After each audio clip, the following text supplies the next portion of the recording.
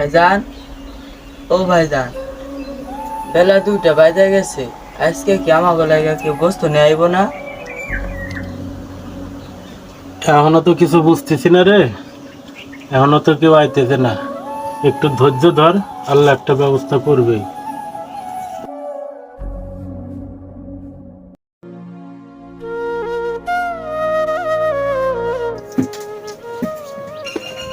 কই ভাইজান, কেউ তো আইতাছে না। মনে হয় সবাই ভুল লেগে গেছে। তুমি একটু যাইয়ে দেখো না ভাইজান।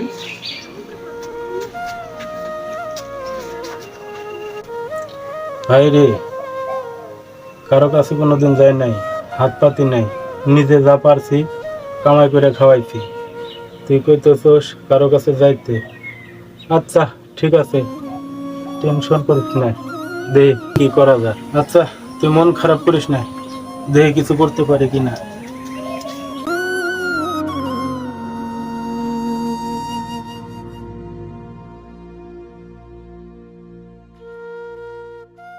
কি করা যায়?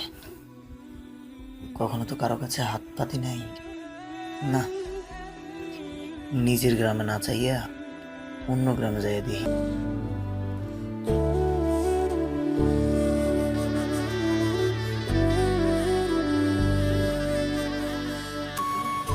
ভাইজান, কোথাও গোস্ত পাও নাই? না রে ভাই, মানুষ এখন গরিবের লেগে কুরবানি দেয় না। না রে ভাই, তোর আর গোস্ত খাওয়াইতে পারলাম না। থাক ভাই, আমি গোস্ত খাবো না।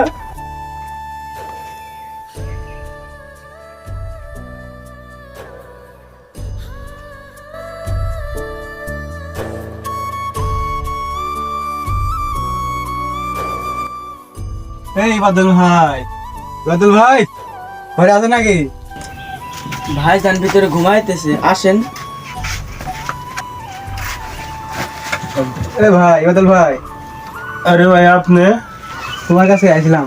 হঠাৎ কি মনে করে? আর আমি আরেকটা কাহিনী আছে।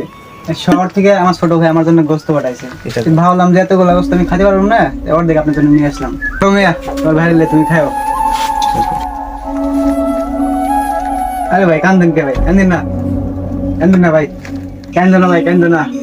আসি তোমরা নাকি? এই গরিবের জন্য না, বড় লোকের জন্য রে ভাই। এটাই আমাদের সমাজের অধিকাংশ মানুষের বাস্তব চিত্র। আমরা যেন বড় সাহেবদের মতো না হই,